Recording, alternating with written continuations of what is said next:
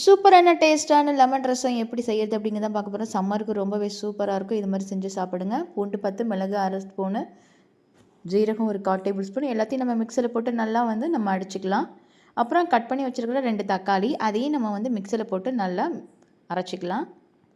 இப்போ ஒரு வானலில் வச்சு 1 ஸ்பூன் எண்ணெய் ஊற்றி 1/4 டேபிள் ஸ்பூன் கடுகு போட்டுட்டு நம்ம அரைச்சி வச்சுருக்கிறத அது கூட நம்ம மிக்ஸ் பண்ணி அது கூட மஞ்சத்தூள் ஒரு 1/4 டேபிள் ஸ்பூன் போட்டு பெருங்காயத்தூள் கொஞ்சம் போட்டுட்டு கருவேப்பிலை கொத்தமல்லி இலை அதையும் போட்டு பச்சை மிளகாய் எல்லாத்தையும் போட்டு நல்லா வதக்கிட்டு உப்பு போட்டு நல்லா வதக்கிக்கோங்க. அப்புறம் புளித்தண்ணி கொஞ்சம் ஒரு எலுமிச்சம்பழம் சைஸு, அதுக்கப்புறம் 2 லெமன் ஜூஸு எல்லாத்தையும் போட்டு நம்ம கொதிக்க வச்சு நம்ம இறக்கணும். அப்படின்னா ஒரு சூப்பரான டேஸ்டான லெமன் ரசம், சம்மருக்கு ஏற்ற ரசம் ரெடி ஆயிடுச்சு. நீங்களும் ட்ரை பண்ணி பாருங்கள். பிடிச்சிருந்தால் லைக் பண்ணுங்கள், ஷேர் பண்ணுங்கள், சப்ஸ்கிரைப் பண்ணுங்கள், கமெண்ட் பண்ணுங்கள்.